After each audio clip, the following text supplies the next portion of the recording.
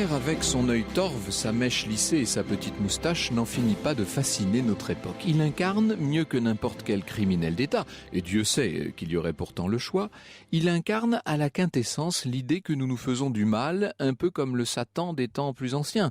Oui, je crois qu'on peut le dire, Adolf Hitler est le Satan laïque et universel de nos sociétés postmodernes. Qu'il s'agisse d'émissions de télévision ou de radio, de dossiers dans la presse ou de livres, on est certain de toujours intéresser le public dès lors qu'il est question de lui ou de son entourage.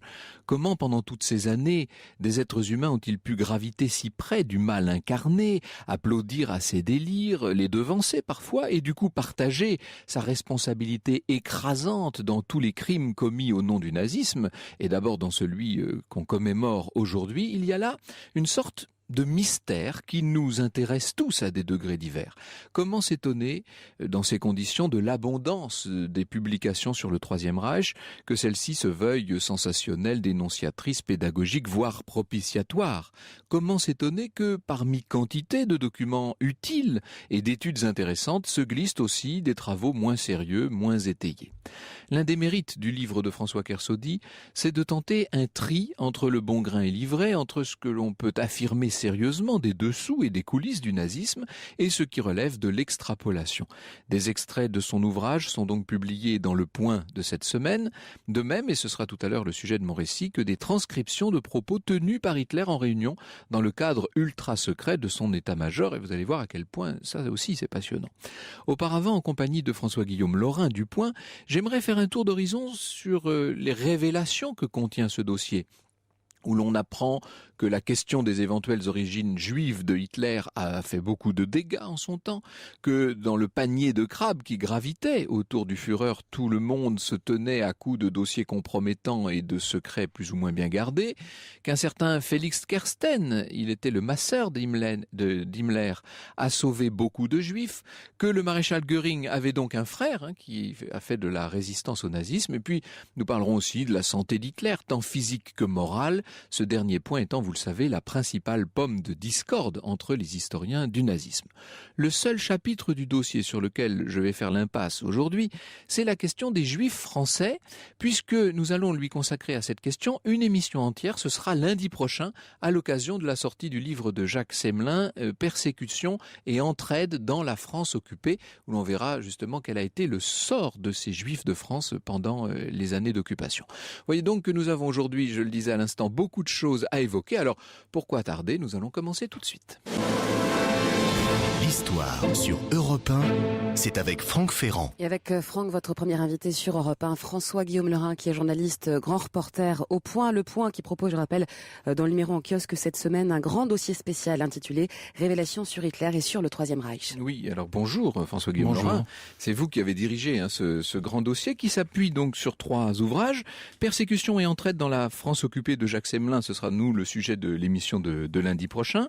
Cet ouvrage qui est une transcription d'un certain nombre de transcriptions sténo des entretiens qu'avait Hitler avec ses généraux dans le cadre de son état-major, ça s'appelle Hitler parle à ses généraux, ça c'est chez Tempus, et puis bien sûr l'ouvrage de François Kersaudy, Les secrets du Troisième Reich chez Perrin, qui vous sert un peu en quelque sorte de socle pour évoquer un certain nombre de sujets. Alors c'est quand même effarant, parce que le nombre de dossiers qui ont pu être consacrés au Troisième Reich, au nazisme, à la solution finale, à toutes ces horreurs de la Seconde Guerre mondiale sont infinis. On compte les ouvrages publiés par dizaines de milliers.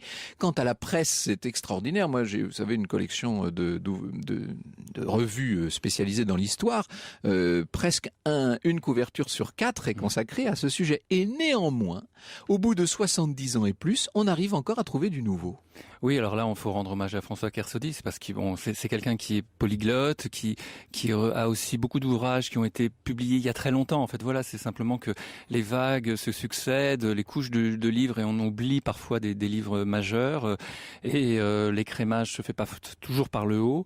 Et il faut toujours aller chercher d'autres livres qui ont été publiés en 1940 déjà, sur le moment, par des acteurs qui ont pris la fuite et qui voulaient voulait témoigner très vite. C'est ce que Kersaudy fait, par exemple, sur les origines juives. Il s'appuie sur un témoignage de Köhler, un agent de la Gestapo. C'est quand même un cas assez étonnant. Alors, on avait eu l'occasion de faire une émission sur Hitler et les femmes il y a quelque temps, et j'en avais profité pour dire un mot justement de ses origines juives. Mais Hitler lui-même ne savait pas ce qu'il en était. Voilà, ce qu'on apprend vraiment de manière certaine chez Kersaudy, c'est que il en était, le doute le taraudait, et pour ne pas avoir de conséquences néfastes et pour que rien ne sorte, il a fait une sorte de tabula rasa sur tout ce qui pouvait éventuellement le gêner. Donc ça veut dire que il va faire en sorte que des dossiers dont il sait qu'ils sont montés compromettants contre lui sur ses origines soient détruits.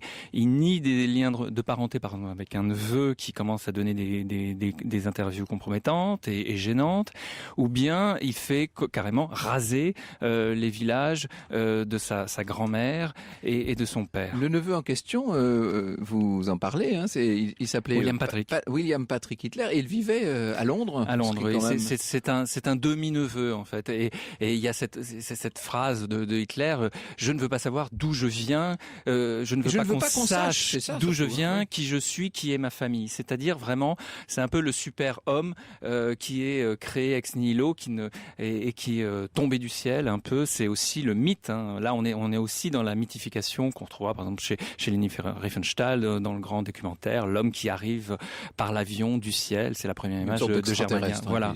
Donc on retrouve ça, et donc là il y a un côté un peu polar là sur ses origines juives. Mais ce dont on est certain, c'est qu'il ne savait pas, mais qu'il était très inquiet. C'est comme par exemple Heydrich.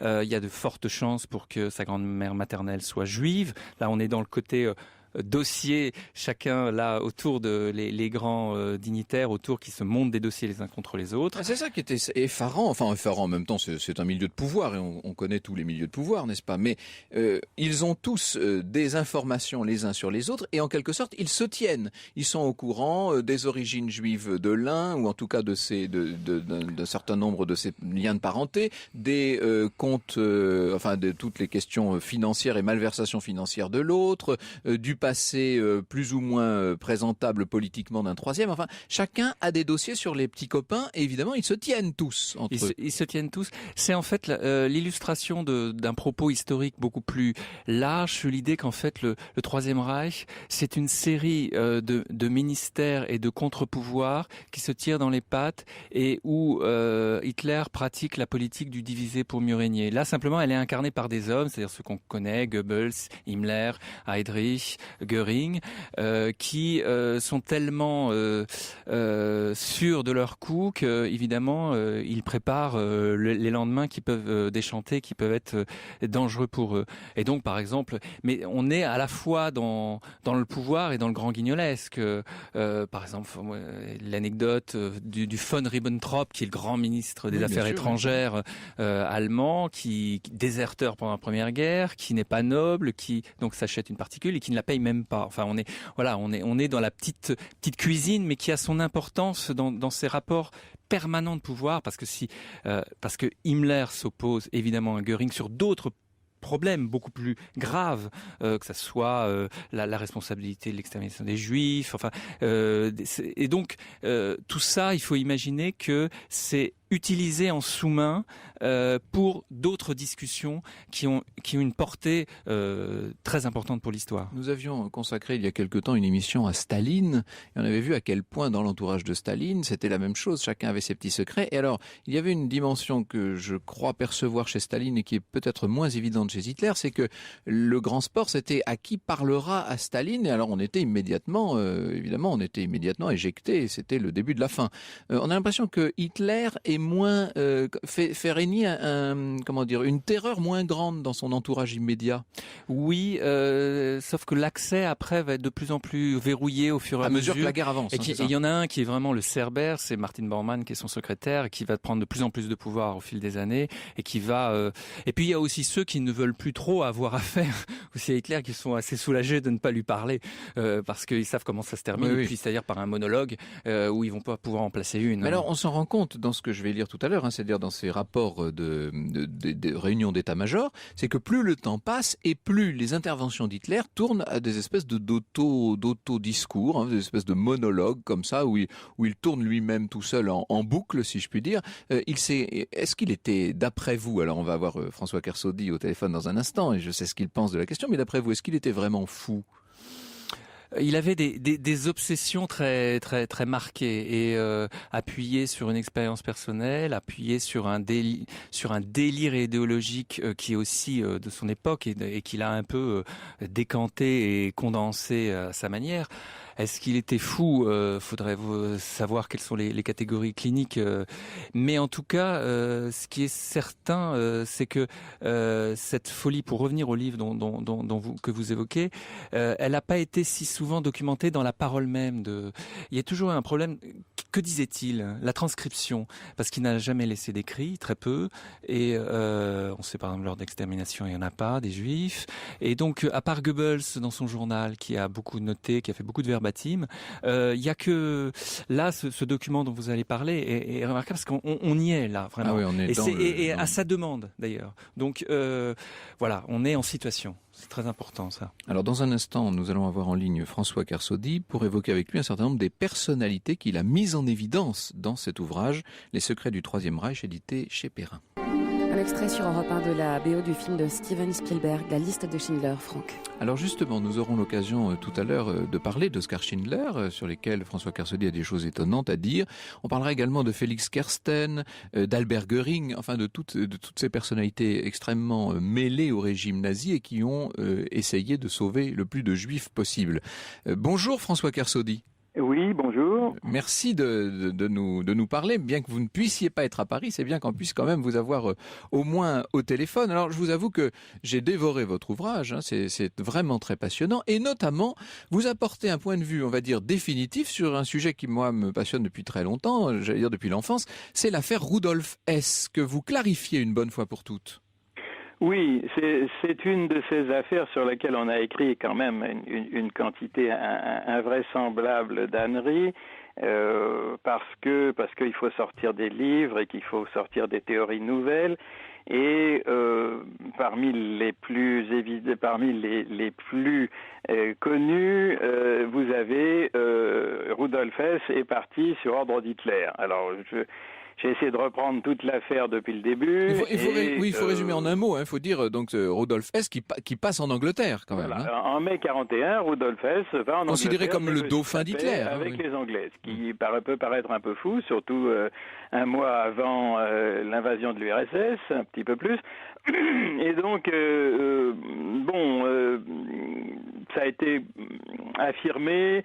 On a même fait des faux il y a un spécialiste qui s'appelle Martin Allen qui a fabriqué des faux et qui les a mis dans les archives pour pouvoir confirmer son best-seller, évidemment. Puis après, on s'est aperçu que, évidemment, c'était un petit peu gros. Alors, on a regardé un petit peu, on s'est aperçu que les documents d'époque de 1941 avaient les entêtes au laser, donc ça paraissait difficilement compatible. Donc, il a été interviewé par Scotland Yard. Donc, tout ça, vous avez une quantité de blagues là-dedans qui est tout à fait étonnante.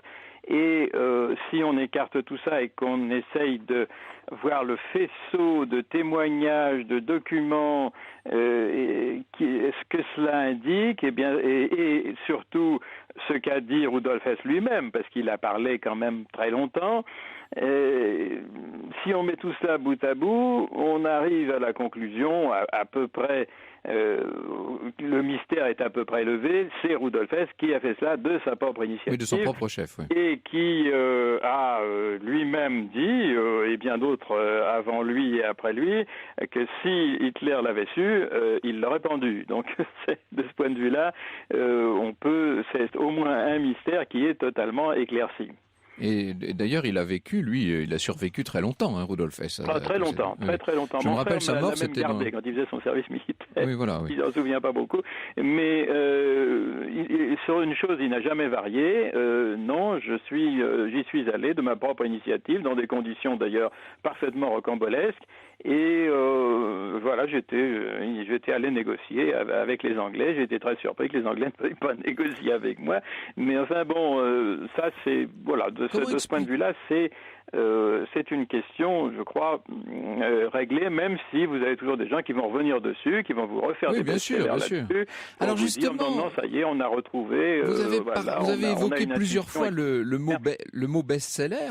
Est-ce qu'on peut dire justement qu'il y a une sorte de course au scoop sur tous ces sujets? Et comment expliquer sinon qu'il y ait tant de versions fantaisistes sur les principaux acteurs du Troisième Reich et sur cette période de la Seconde Guerre mondiale d'une façon plus générale? D'une part, ça exerce toujours une fascination. D'autre part, il y a l'école américaine qui est un petit peu dépassée, mais ce qui explique d'ailleurs son succès en France, c'est un auteur, qu'il soit journaliste ou historien, dit voilà, j'ai une théorie géniale qui est nouvelle et audacieuse.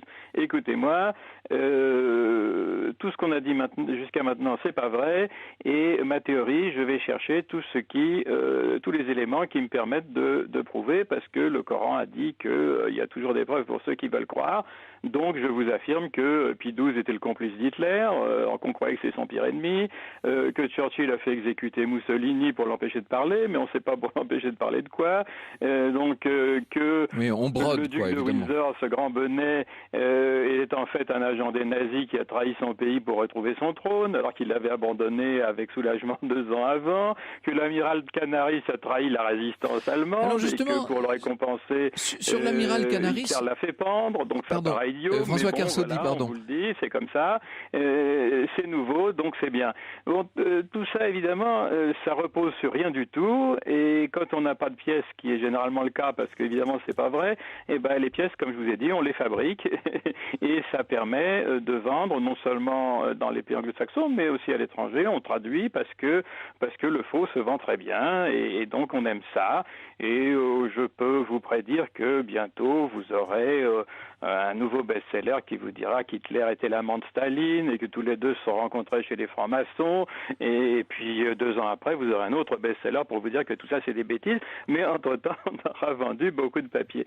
Ce qui est intéressant, je crois, et ce que moi j'ai voulu quand même établir dans ce livre et qui m'a surpris pratiquement autant qu'il surprend le lecteur, c'est l'extraordinaire mare d'alligators qui était le Troisième Reich avec ses dirigeants, dont François-Guillaume Laurin a un petit peu parlé.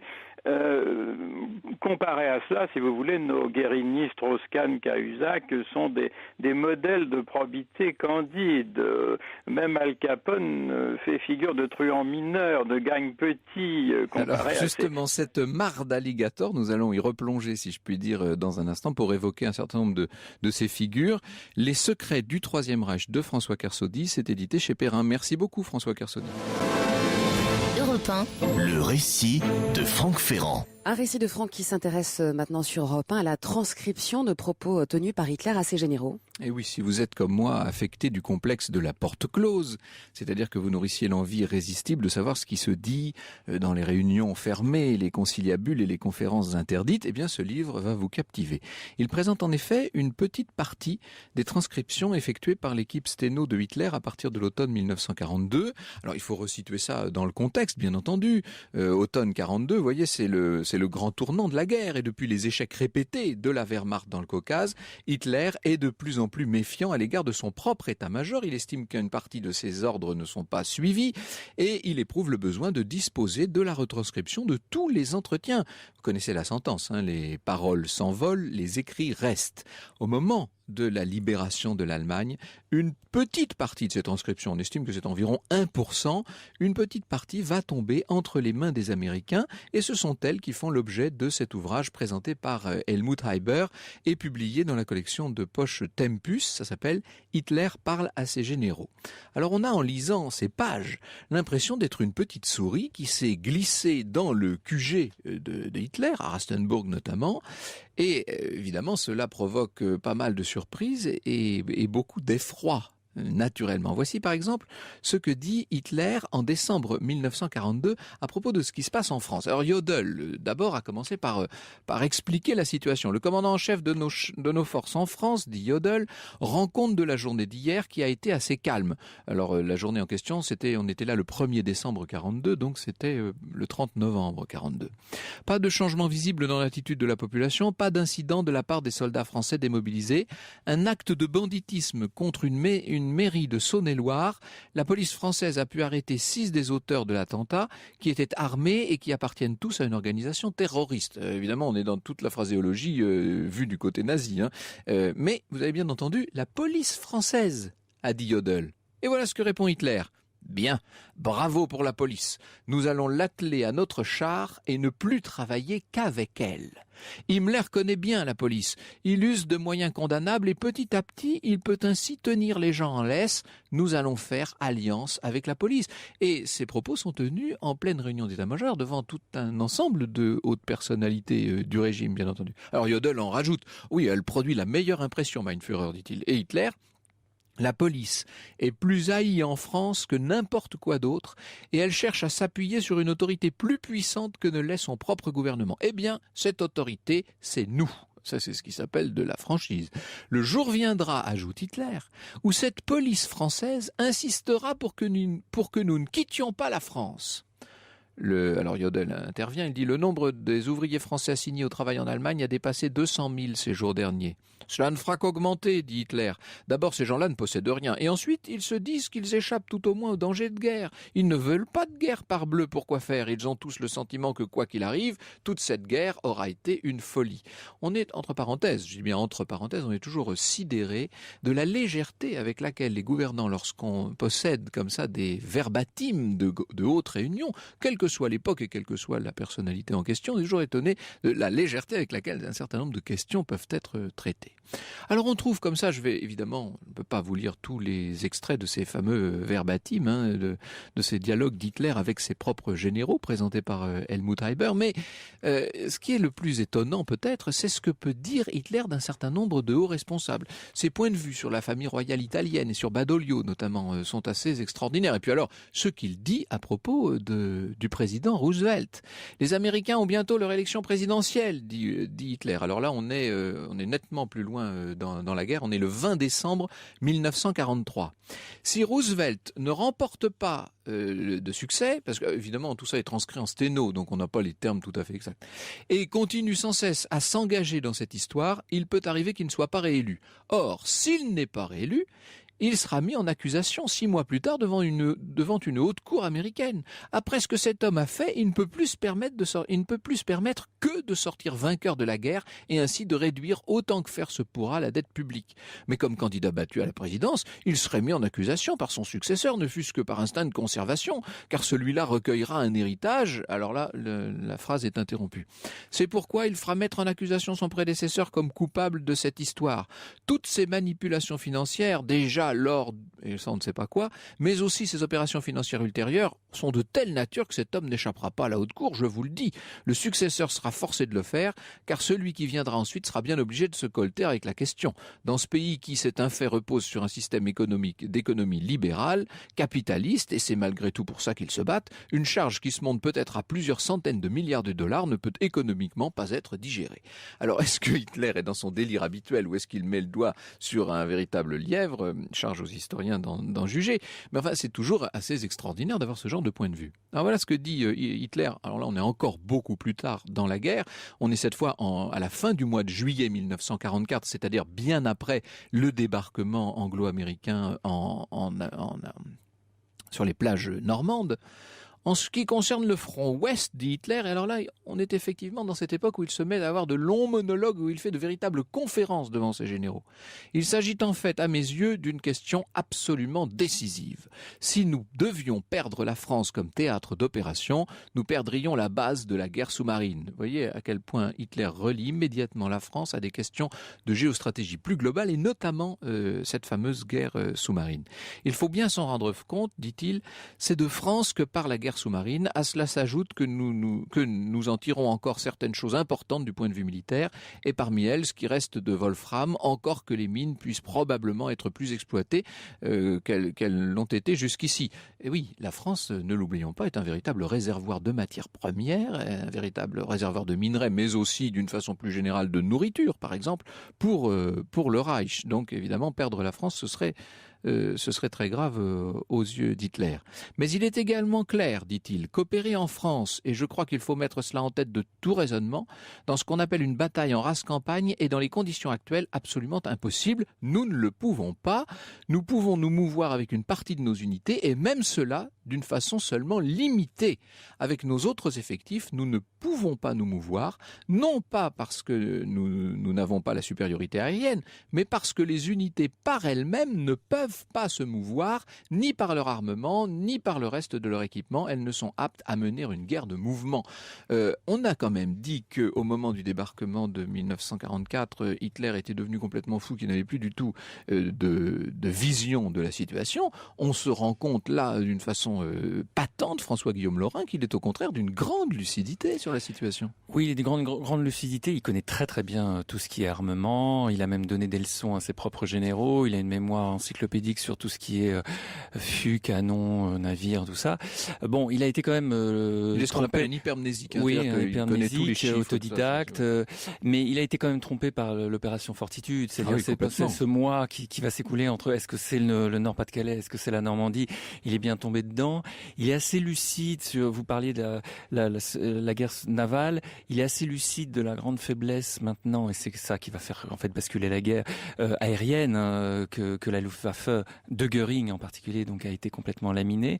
Mais il va être, il y a d'autres extraits plus loin, alors évidemment il faudrait tout, oui, bien sûr, mais c'est passionnant quand il refuse, ça c'est aussi un autre tournant, quand il refuse en fait de transporter ces unités parce qu'il tient tant à la France vers le côté Pologne. Quand Staline, en janvier, quand il veut faire sa grande contre-offensive des Ardennes en janvier 45, là, il veut dire non, je veux tenir le front de l'Ouest, et il ne bascule pas sur le front de l'Est, et c'est pour ça que Berlin va se faire envahir très très vite par les Russes et toute la Pologne. Et là, il va, et là, il y a beaucoup de discussions là-dessus, d'ailleurs, on lui conteste à un moment. Et à mesure qu'on avance, évidemment, dans cette lecture, on se rend compte qu'il y a comment dire, que Hitler perd peu à peu son sang-froid et que les colères sont de plus en plus nombreuses. Même si les transcripteurs ne mentionnent pas toujours qu'il s'agit de colère, il suffit de comprendre dans les termes même qu'Hitler se met à hurler sur tout le monde. Puis ça tourne en rond, ça revient, ça dure des heures et des heures. C'est 3-4 heures chaque conférence. Je ne sais pas si vous imaginez à chaque fois ce qu'ils doivent endurer. Ouais. Et ce sera de pire en pire, évidemment, puis on sait ce qu'il en a été plus tard dans le bunker. Franck Ferrand sur Europe 1, au cœur de l'histoire.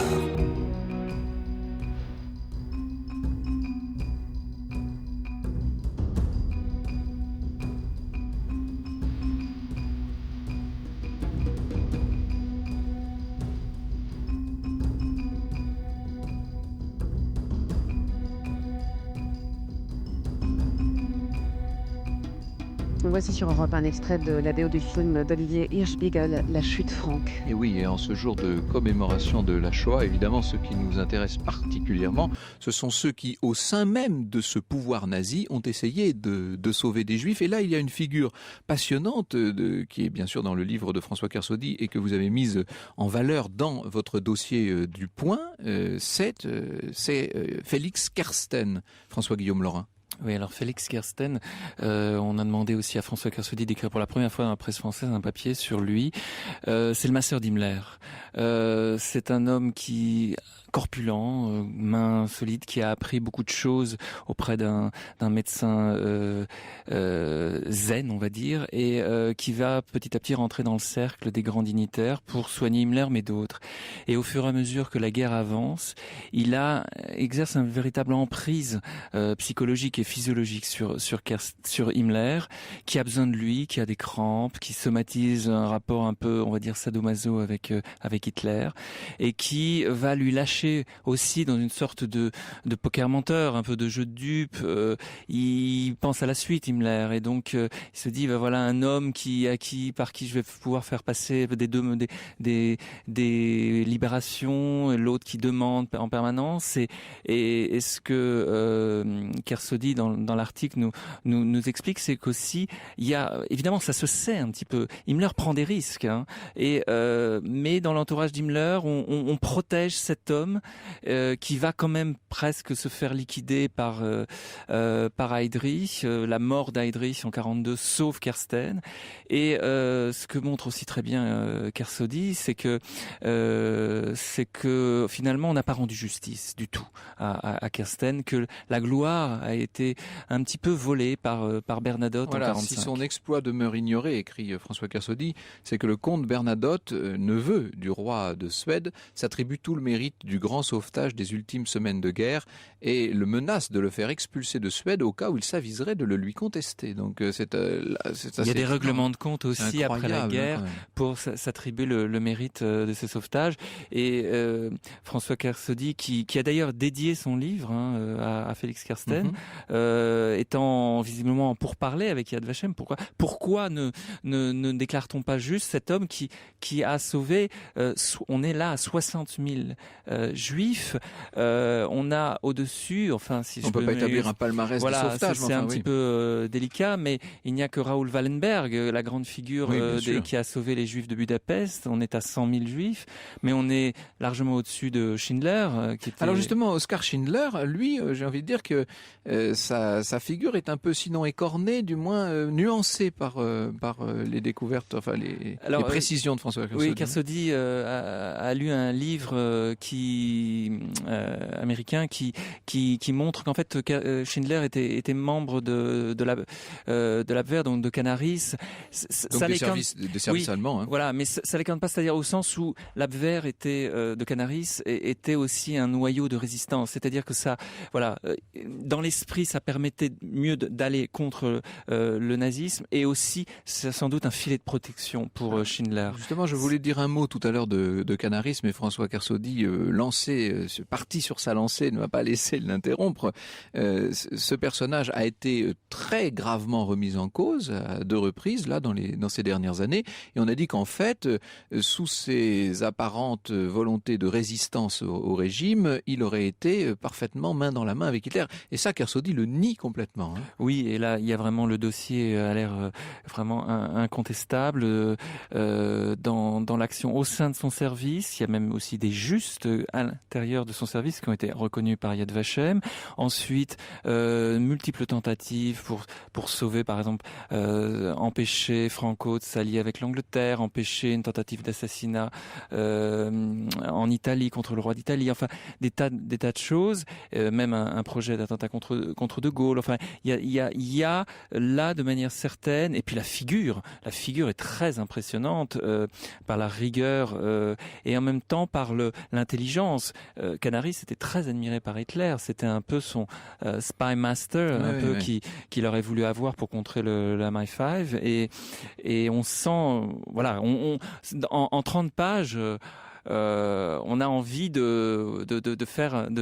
soit de voir un grand film, alors pour le coup, qui réhabilite aussi la personne de Canaris. Alors tout à l'heure, François Kersaudy parlait d'une mare aux alligators. Hein. C'est vrai qu'ils sont tous terribles. Le maréchal Göring possède des renseignements sur Goebbels et sur ses transactions financières douteuses. Enfin, chacun a ses petites histoires. Mais il se trouve que Göring lui-même a un frère, et un frère qui n'est pas du tout en accord avec le régime. C'est le moins qu'on puisse dire. Oui, alors c'est une histoire qui était un peu sortie par un Australien cette fois-ci, il y a 3 ans. Le livre a été publié à l'époque, il a été traduit en Allemagne il y a 1 an, et là, Yad Vashem est en train de constituer un dossier pour savoir, ça ne veut pas dire qu'il va être reconnu juste, mais c'est la procédure à suivre, savoir s'il y a cette preuve parce qu'il y a certaines conditions pour devenir juste. Il ne faut pas l'avoir fait contre de l'argent, il faut avoir pris des risques pour sa vie, il faut l'avoir fait de manière consciente. Donc, vous dites devenir juste, c'est être déclaré juste par le Memorial Yom Vachem de Jérusalem. Et c'est donc faire partie de la liste des personnes qui ont sauvé des Juifs au moment de la Shoah. C'est ça. Voilà. Et donc Albert Göring, dont il est aussi probable rien n'est sain dans ces histoires, qu'il ne soit pas vraiment le frère, mais le demi-frère de Göring, a, en tant que membre dirigeant des usines Skoda en Tchécoslovaquie, fait un peu la même chose que Schindler lui-même, homme d'entreprise, c'est-à-dire récupérer des détenus de camps de concentration, en particulier de Theresienstadt, pour ensuite les libérer, tout en faisant pression sur son frère, en faisant jouer un peu la fibre fraternelle, et en même temps, en étant victime en 45, arrêté tout de suite parce qu'il est le frère de Göring. Alors le frère ou le demi-frère d'ailleurs, puisque là-dessus... Oui, et le père probable, là encore, faut rendre hommage à François Kersaudy qui est partout, puisqu'il a fait une grande biographie de Göring, c'est que le père probable, c'est von Epstein, qui était en fait le parrain protecteur des Göring, et avec qui la mère de Göring a eu une liaison au moment où Albert Göring est né. Alors cet Albert Göring, frère ou demi-frère du célèbre maréchal Göring, a été, vous nous dites, arrêté en 1945 et il est jugé à Nuremberg lui aussi. Mais il est arrêté, il est dans une cellule pas loin de son frère ou demi-frère. Ouais. Et il ne fait pas partie des accusés de Nuremberg. Mais on s'en méfie. Il est en tête de ligne et simplement il y a un hasard incroyable. Lui, il établit une liste pour établir son innocence, et il se trouve que l'interrogateur américain est cousin, plutôt le neveu d'une personne qui est mariée avec quelqu'un qui l'a sauvé. Et donc il peut corroborer la véracité des propos. Donc il est libéré, mais il va tomber dans la misère parce qu'il veut pas changer de nom. Et donc, évidemment, vivre avec le nom de Göring, c'est pas la meilleure manière d'envisager de prospérer dans l'Allemagne fédérale d'après-guerre. Il meurt 20 ans après, totalement abandonné, et voilà qu'un historien australien, vous parliez tout à l'heure de ces nouveautés, voilà, on est dans ce cas-là. Révélation sur Hitler et le Troisième Reich, c'est le grand dossier que propose Le Point qui est en kiosque cette semaine. L'histoire sur Europe 1, c'est avec Franck Ferrand. Et nous a rejoint sur Europe 1 Didier Van Kovlart, qui est écrivain, romancier, auteur notamment de La femme de nos vies chez Albin Michel. Et oui, c'est un roman qui est tout à fait dans l'esprit de ce que nous évoquons aujourd'hui. Bonjour Didier Van Kovlart. Bonjour Franck. Merci beaucoup de nous avoir pris au téléphone. Alors vous avez écrit cet ouvrage La femme de nos vies sur un sujet alors assez important, extraordinaire. C'est cette histoire comment pourrait-on dire, de la mise à l'écart d'un certain nombre d'enfants qui étaient considérés comme débiles mentaux ou même débiles légers dans l'Allemagne hitlérienne. N'ayons pas peur des mots, c'est le prototype des chambres à gaz, c'est janvier 1941. La première fois, oui. L'hôpital psychiatrique d'Adamar, c'est là que les SS testent cette solution qui deviendra la solution finale sur les pensionnaires de cet hôpital psychiatrique, handicapés mentaux, mais aussi épileptiques, ce qu'on n'appelait pas encore les autistes, etc. Alors, il y a un personnage il y aura qui est votre personnage. Hein, il s'appelle David. Alors, son vrai nom au départ, c'était Jürgen. C'est un jeune autiste, un paysan qui a été, on peut dire, abandonné par ses parents parce qu'il avait sauvé un veau de l'abattoir. Hein, d'ailleurs, c'est donc ils se sont dit il est fou, donc il faut le faire soigner. Voilà. Et les parents ne se doutaient pas que l'hôpital ça allait être, évidemment, serait l'antichambre de la mort pour lui. Or, la veille de ce gazage, qui est le premier donc de cette atroce série, la veille, la nuit, comme ça, son camarade de chambrée décide d'échanger son identité avec lui, parce que lui est un véritable surdoué et il n'a pas du tout l'intention de continuer à vivre dans ce monde impossible. C'est le seul qui doit échapper à la mort. Il a été diagnostiqué comme surdoué. Il faut savoir que dans le même temps où le régime nazi, ce régime de gangsters, merci de souligner ça toujours, arrêtons avec ces mythes qui reviennent périodiquement, dans le même temps, il s'agit d'éliminer les bouches inutiles, les malades, les anormaux, entre guillemets, etc., et en même temps d'isoler les surdoués, les intelligences précoces supérieures au service du Reich. Et ce garçon est diagnostiqué surdoué par une jeune officier de la Wehrmacht, Ilsa Schaffner, qui dirige une école de surdoués, et donc elle doit venir le chercher, sauf que cet enfant, on a tué sa mère devant lui, la Gestapo a assassiné sa mère. Donc il n'a plus envie de vivre en fait. Il ne veut pas survivre et il va se léguer lui-même à son voisin de dortoir parce qu'il lui dit tu as l'intelligence du cœur, tu as la mémoire, tu es sympathique, tu es en bonne santé, tu peux faire passer le message que moi j'arriverai jamais à faire passer, puisque sa mère avait, comme dans la réalité, c'est une femme qui avait réussi la fission nucléaire en 1934, qu'on n'avait pas écouté parce qu'elle était juive et qu'elle était femme, on l'avait virée et on avait brûler ses livres, et sinon Hitler aurait eu la bombe en 1939. Et donc voilà ce garçon de ferme qui est obligé d'accepter le rôle de surdoué en quelque sorte. Et voilà cette Ilsa Schaffner chargée d'un programme d'utilisation des surdoués. La voilà en présence d'un garçon qui lui n'est pas surdoué du tout, quoique. Et oui, parce que comme elle découvre que c'est pas le bon, mais tout autour il y a les SS qui ont supervisé ce premier gazage, et elle ne peut pas reconnaître en face d'eux que la machine de guerre nazie s'est fait baiser par un petit juif de 13 ans. Donc elle escamote vite le môme et elle est obligée de le faire passer pour un vrai surdoué. Et en fait, c'est le regard qu'on pose sur nous qui nous modifie. Si on vous regarde comme un crétin, vous le resterez.